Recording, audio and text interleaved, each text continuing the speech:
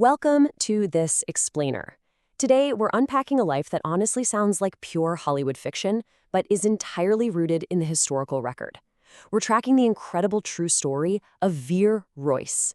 This is a man who somehow bridged two completely different universes, the incredibly polished halls of the British elite and the muddy, untamed wilds of early America.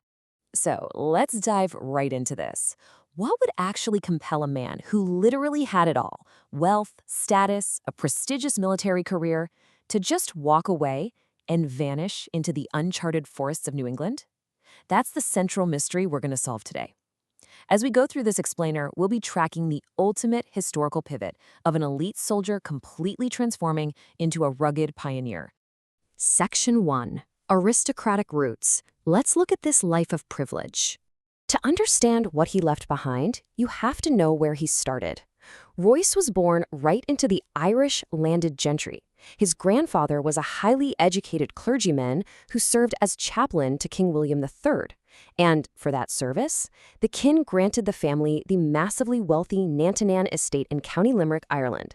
So young Vere grew up completely surrounded by sprawling estates, lords, and the absolute highest tiers of society. Born in 1733, he got a top-tier university education.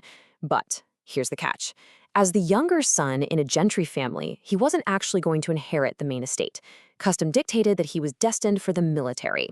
So, leveraging his family's immense influence, he received an ensign's commission in the very prestigious 48th Regiment of Foot. Section 2. Forged in battle. The French and Indian War. Talk about a culture shock.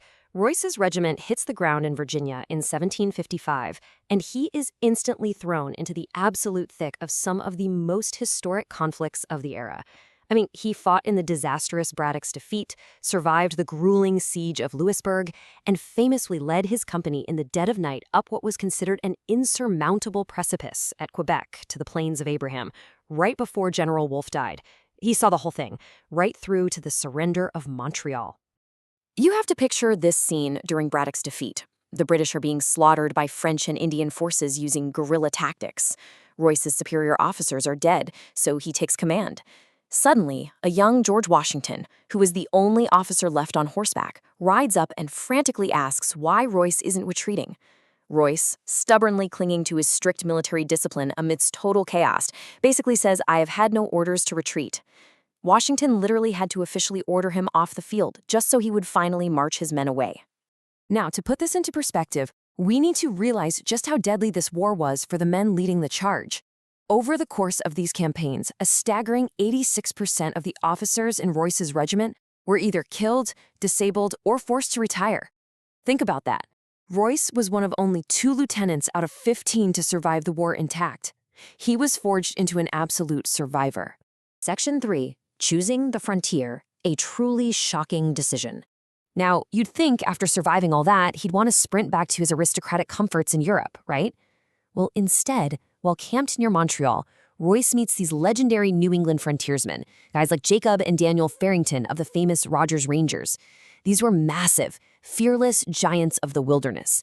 Royce was just utterly captivated by their descriptions of the rugged White Mountains. So, in 1761, instead of going back to England or deploying to Martinique, he completely shocked everyone, resigned his commission, and chose the frontier. Section 4. The Master Surveyor, Mapping the New World. So he takes his elite education, becomes a civil engineer, and actually makes the very first complete survey of Conway. In 1769, King George III grants him 2,000 acres in Bartlett, which is this breathtaking gateway to the White Mountains, as a reward for his war service. And he was meticulous out there. He carved his initials VR into boundary birch trees. His math was so pristine that even today, civil engineers say his property lines remain completely unquestioned. It's amazing how a single man's exactness from the 1700s still dictates where people live right now. His dedication to math was just next level. In 1765, he opened a school in Portsmouth. But he wasn't just teaching basic reading and writing, he was teaching advanced mathematics and this highly specialized method of expeditious navigation.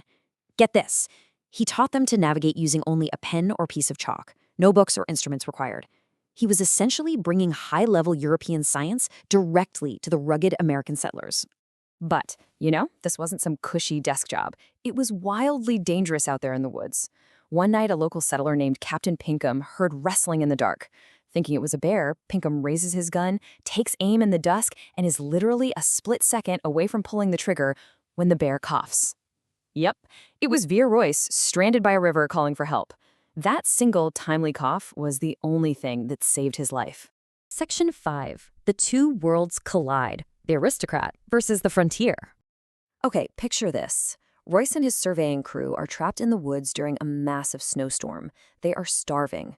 When food is finally prepared, the rough frontiersmen obviously just dive in without any ceremony. But Royce, he just sits there, completely motionless. When they finally ask him why he isn't eating, he delivers this incredibly stoic reply. "I have not been asked to eat." Even facing starvation, proper dinner etiquette was absolutely non-negotiable for him. Then there's another time a massive flood caused the Saco River to overflow literally right up to their house. His wife is frantic, urging him to get out of bed and flee to high ground.